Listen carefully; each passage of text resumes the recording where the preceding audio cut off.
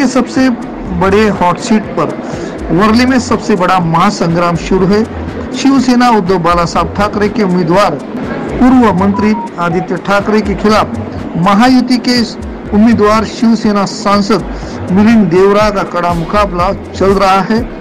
देखते हैं इसी संदर्भ में वर्ली के मतदाता अपना क्या रुख अपना रहे हैं। देखिए इस खास रिपोर्ट में।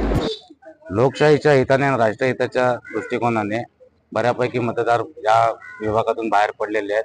लढाई अगदी चुरशीची आहे, तुल्यबळ आहे, पण कुठेतरी मागच्या वेळेला लोकांना काहीतरी बदल हवा।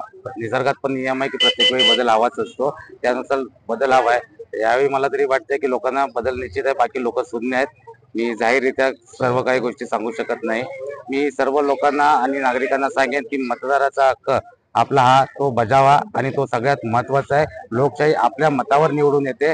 आजचा भवितव्य आणि पुढचा उमेदवार कोण निवडून देणं हे आपल्या हातात आहे, त्यामुळे सगळ्यांनी मतदानाचा हक्क बजावा हे सर्वांना मी आपल्या मार्फत आवाहन करतो। चुरशीची लढाई आहे, त्यामुळे लोकांनी आता लोक शून्य आहेत। आतापर्यंतचा कारभार आणि इतर आता सत्ता कोणाची आहे त्या दृष्टिकोनाने लोकांनी मतदान केलेलं आहे।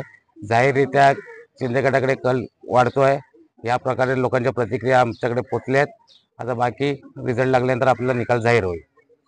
या सर्व एकंदरीत जर तुम्ही खासदारकीचा निकाल जर बघितला तर जो बालेकिल्ला मानला जायचा ठाकरे गटाचा, त्या हिशोबाने 600 मतांनी लीड ही मागच्या वेळी बीजेपीने घेतलेली होती। त्यानंतर कल हा बदललेला आहे हे जाणवत आहे। आणि आता सध्या लोकांच्या प्रतिक्रिया बघून तरी वाटतंय की गट आहे शिंदे गटाकडे कल दिसतो आहे।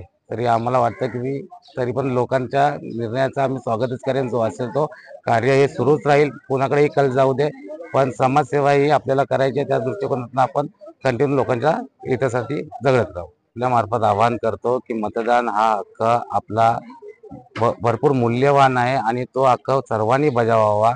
आणि आपण मतदान करत नाही याचाच अर्थ असा होतो की योग्य उमेदवार या ठिकाणी निवडून येत नाही। त्याचं सगळ्यात मोठं कारण आहे की मतदाराचा टक्का जो घटत चाललाय तो जास्तीत जास्त वाढला पाहिजे। यंग जनरेशन म्हणा आताच्या तारखेला बऱ्याच प्रमाणे मतदान राजकारण बेकार आहे, पण राजकारणात आपण उतरलो नाही तरी मतदान करण्याचा जो हक्क आहे तो पार पडला पाहिजे।